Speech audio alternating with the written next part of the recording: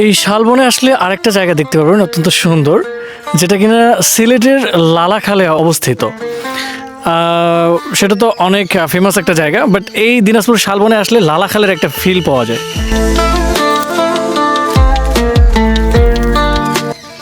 শুনতে পাচ্ছেন পাখিদের কিচিরমিচির ন্যাচারাল আওয়াজ।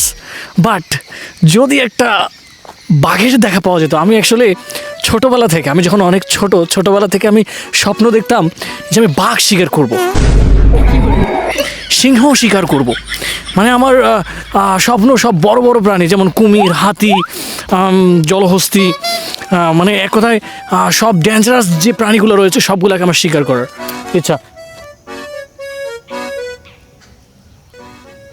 ওয়াও,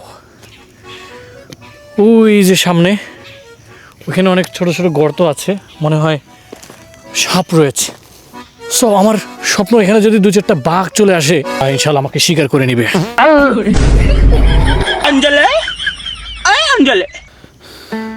ওয়াও, জোস।